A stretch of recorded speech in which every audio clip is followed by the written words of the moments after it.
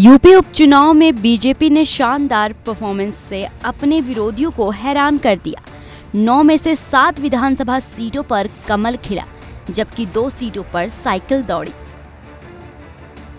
लेकिन क्या आप जानते हैं 9 सीटों पर लड़ने वाली बहुजन समाज पार्टी ने उपचुनाव में क्या किया? मायावती की पार्टी का हश्र इस बार कैसा रहा? हमारी इस रिपोर्ट में जिक्र बसपा का ही करेंगे। करीब 14 साल बाद बसपा उपचुनाव के मैदान में उतरी।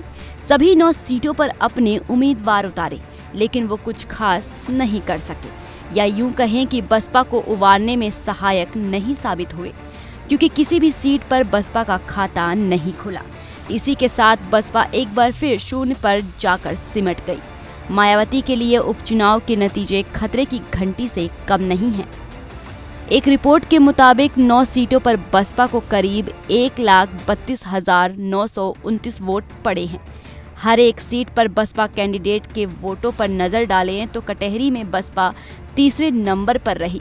यहां बसपा प्रत्याशी अमित वर्मा को 40,000 से कम वोट मिले।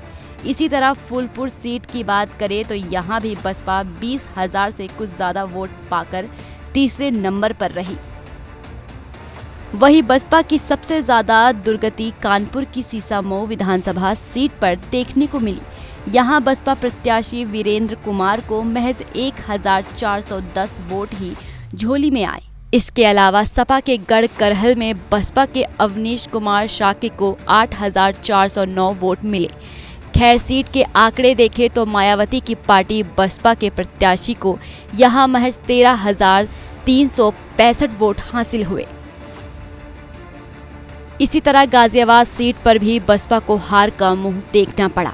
तीसरे नंबर के साथ बसपा के प्रत्याशी परमानंद गर्ग के खाते में करीब 10,736 वोट आए।